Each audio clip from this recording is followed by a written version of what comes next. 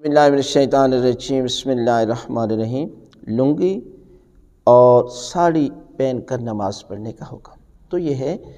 کہ لنگی، جس کو لانگڑ بھی کہتے ہیں، یعنی مرد ہو یا عورت اس نے پہنا ہو، تو دیکھیں مرد کے لیے تو یہ ہے کہ انسان جو ہے وہ شرمگاہ آگے اور پیچھے والی شرمگاہ کو چھپا کر نماز پڑھ سکتا ہے، واجب اس کی نماز ہو جائے گی۔ لیکن ادب کا تقاضا یہ ہے، نماز کے آداب میں سے یہ ہے کہ جب آپ عام جگہ پر اس کنڈیشن میں نہیں جاتے تو اللہ کے دربار میں آپ اس حالت میں جائیں گے۔ لہذا حکم یہ ہے کہ انسان جو ہے پورا لباس کے ساتھ جو ہے وہ جائے، اس لیے کہ مکمل لباس پہن کر، اس میں یہ لنگی وغیرہ بھی پہن کر نماز پڑھ سکتا ہے، کوئی مسئلہ نہیں ہے۔ تو اس کے بعد ہے عورت جو ہے وہ ساڑی وغیرہ، تو یہ ہے کہ ساڑی عورت کے لیے پورا لباس،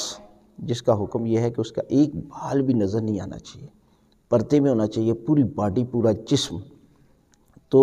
اب اگر ساڑی کے ذریعے پوری باڈی وغیرہ جو ہے وہ کور ہو جاتی ہے تو نماز